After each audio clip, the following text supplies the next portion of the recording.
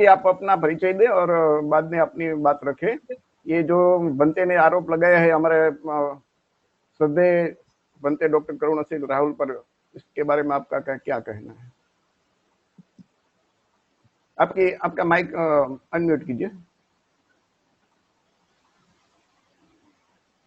Okay, नहीं अभी mute हो गया, मैं कर देता हूँ यहाँ से। ओके बोलिए। आप अपने पास से करिए। सभी साथियों को जय हिंद। मैं शशि भूषण दिल्ली से, और मुक्ति आंदोलन जो चल रहा है और हमारे भंते जी करुणाशील राहुल जी की जो भूमिका है उसके बारे में थोड़ा प्रकाश डालूंगा। और शुरू से मैं आपको बताता हूँ, एक चीज मैं आपको बता के चलूं कि जब सुरेश ससई जी इस आंदोलन को चला रहे थे 95 में, 1995 में, तो तब भी मैंने चीवर लिया और इस आंदोलन का हिस्सा बना। अपनी जन्मभूमि बुलंदशहर से मैं चीवर लेके मेरे परिवार के कम से कम 10 बच्चे भंते प्रज्ञा रश्मि जी के सानिध्य में और हम लोग दिल्ली पहुंचे। तो मैं इस आंदोलन से अब से नहीं, बचपन से जुड़ा हुआ हूं। तो इस आंदोलन से मेरा कितना गहरा रिश्ता होगा, इस आंदोलन में मेरे पिताजी जुड़े रहे ललई सिंह यादव जी के साथ, क्योंकि वो उनके मित्र थे। तो इस आंदोलन से मेरा इतना जुड़ाव है, इतना मेरा क्या कहते हैं कि उसको गहरा रिश्ता है इस आंदोलन से। लेकिन जब मुझे ये पता चला, बात चली और भंते जी ने घोषणा की कि हम आंदोलन में शामिल होंगे और मुक्त कराएंगे, तो मुझे ऐसा लगा, मैंने अपने सोशल मीडिया, ट्विटर से, फेसबुक से सबसे ये कहा कि अब बुद्ध विहार आराम से मुक्त हो जाएगा। जो हमारे पूर्वज अनार्य धमपाल जी, सुरेश ससई जी और राहुल सांकृत्यायन जी ने भी इसमें काफी भूमिका अपनी निभाई, क्योंकि वो उस समय कांग्रेस के अध्यक्ष थे, लेकिन उन्होंने ये बात रखी लेकिन नहीं हो पाया। लेकिन बात इस बात की है कि भंते जी ने इसमें भाग लिया। तो उससे पहले अगर थोड़ा जाएं तो देखिए, भंते जी 2015 से ये श्रामणेर शिविर लगाने का काम करते हैं, और जब कोई व्यक्ति श्रामणेर शिविर लगाता है तो उसको चीवरों की आवश्यकता होती है।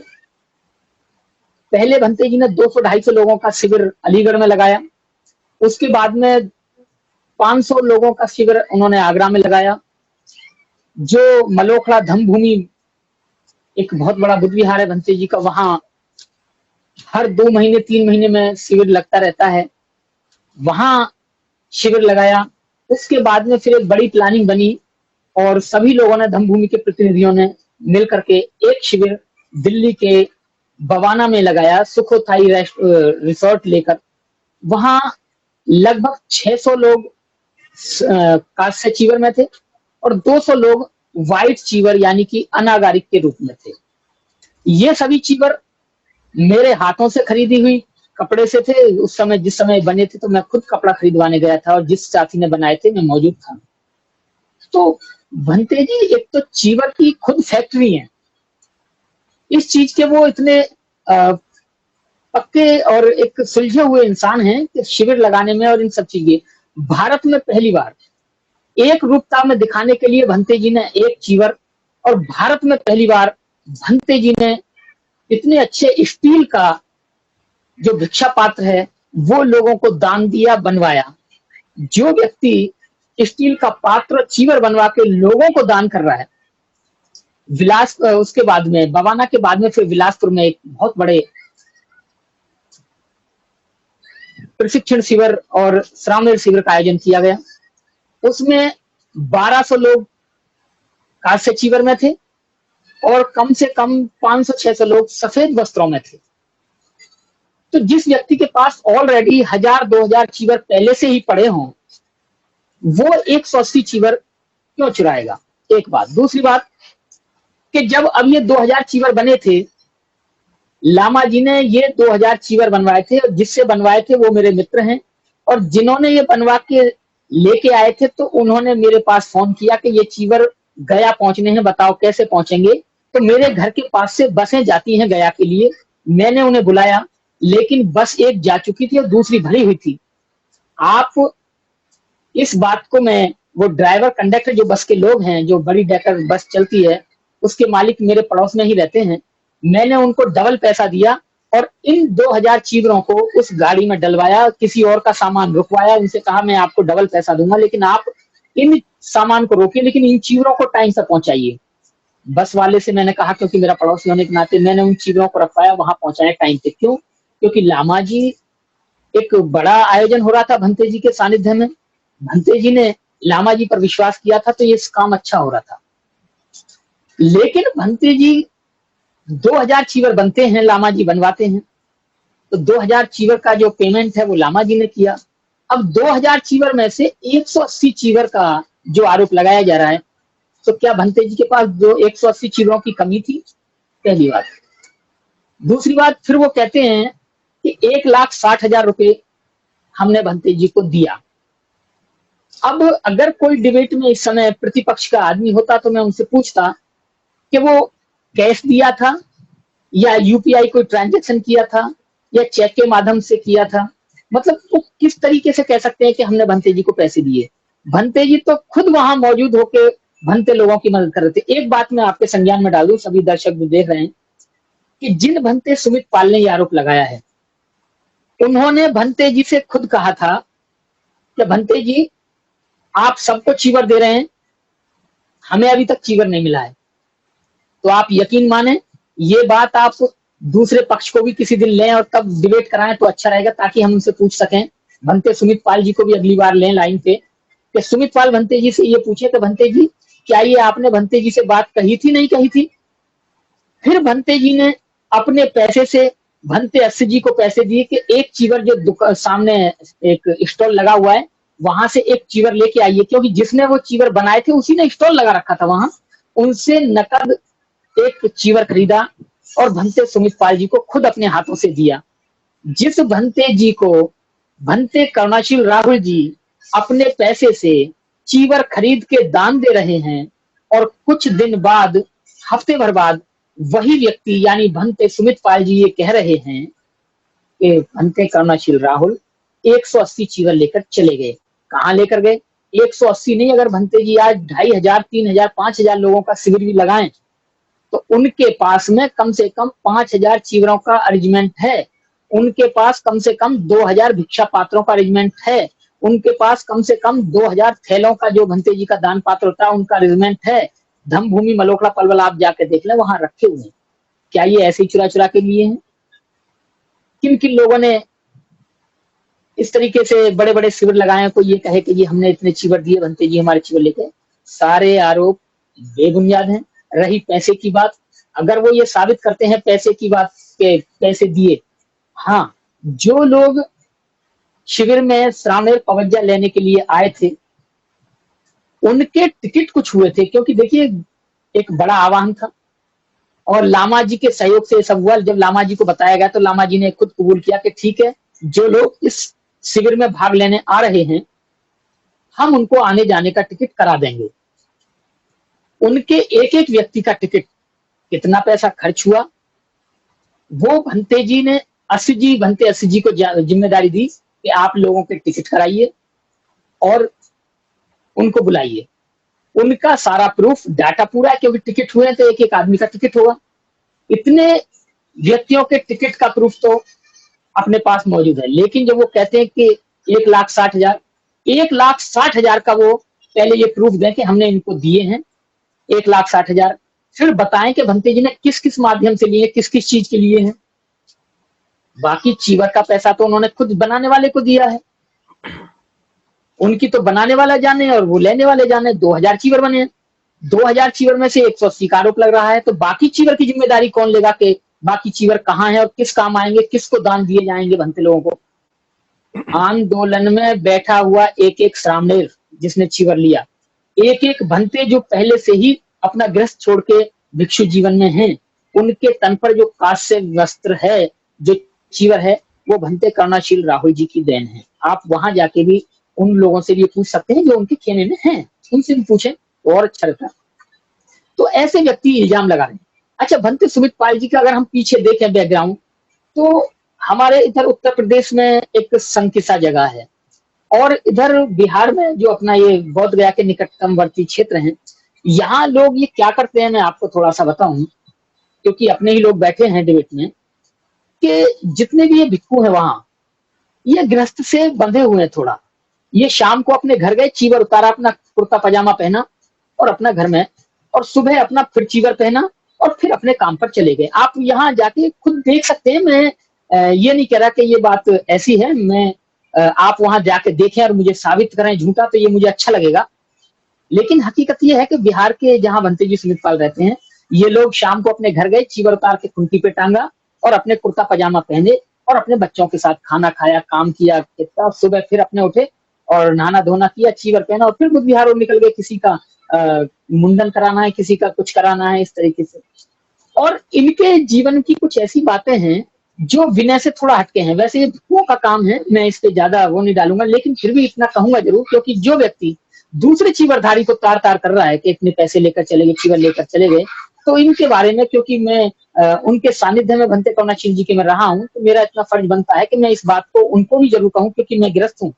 मेरे अंदर भावनाएं हो सकती हैं टिट फॉर टैट की कहने की, क्योंकि मैं भिक्षु तो हूं नहीं जो अपने आप को इतना पवित्र कर लूं। लेकिन मैं इतना जरूर कहूंगा कि वो भंते जी खुद विनय के इतने विरुद्ध हैं। वो चीवर में रहते हुए भी, शिविर में रहते हुए भी एक गुटखा खाते रहते हैं, जो गुटखा वहां मसाला खाया जाता है, तंबाकू खाते रहते हैं। तो एक ऐसा व्यक्ति जो खुद शीलवान नहीं है, वो दूसरे भंते जी पर इस तरह के आरोप लगा रहे हैं, तो उन्हें इस बारे में एक बार नहीं, कम से कम 1000 बार सोचना होगा। जिस चीवर को पहन रहे हैं वो खुद भंते करुणाशील राहुल जी का दिया हुआ है।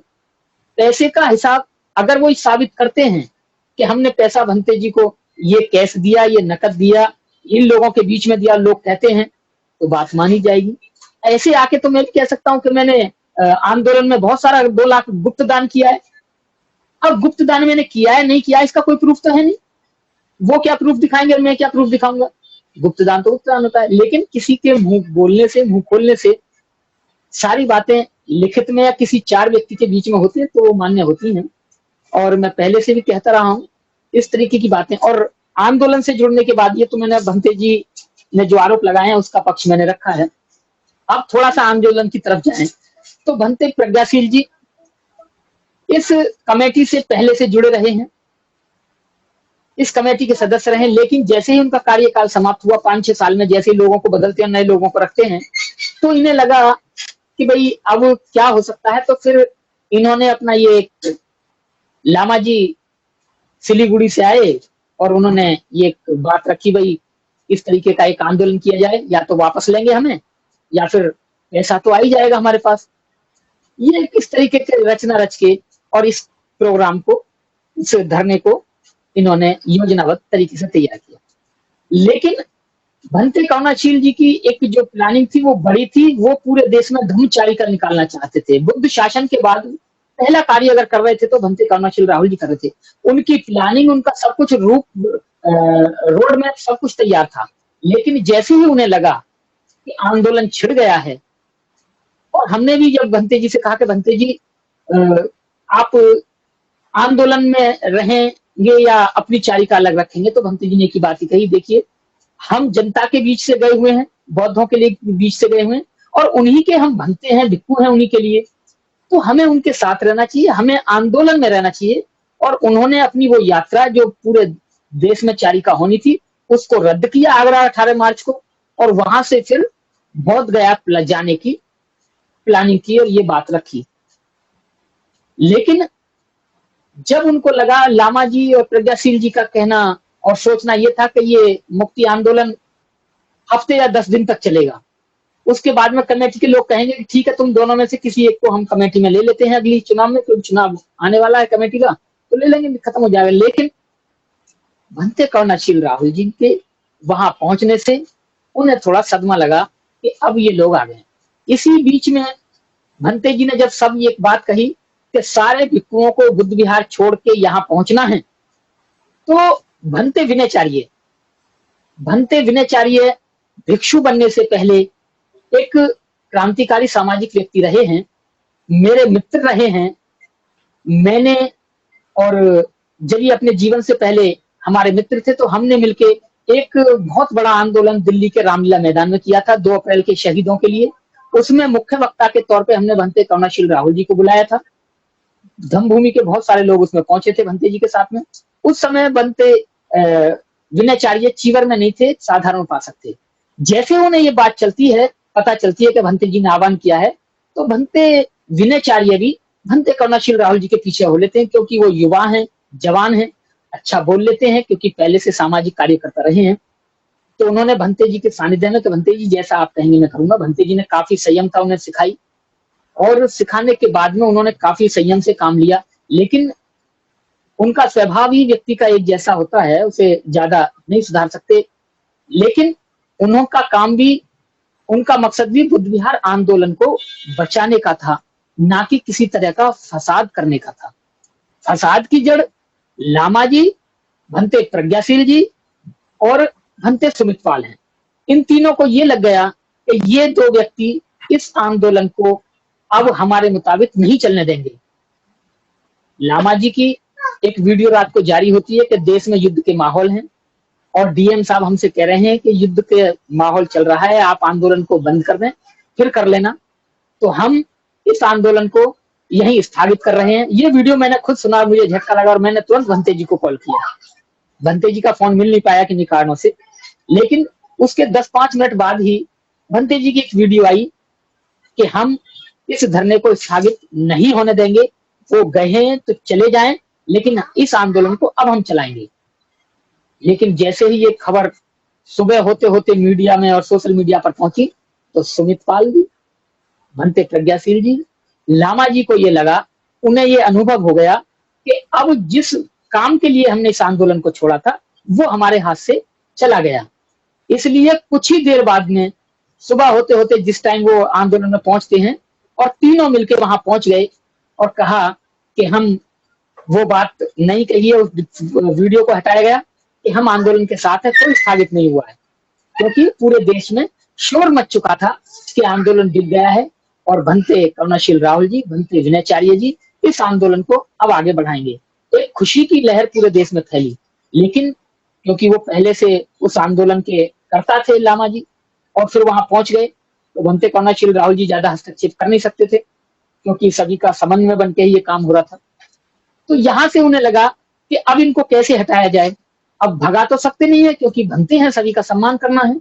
लेकिन वहां पर इतने 50 भिक्खु, 100 भिक्खु, 200 भिक्खुओं में सिर्फ 2 ही भिक्खु ऐसे थे जो इस आंदोलन के लिए लड़ रहे थे, और 2-2.5 महीने से वहां छोड़ के इस काम को कर रहे थे, भंते विनयचार्य जी और भंते करुणाशील राहुल जी।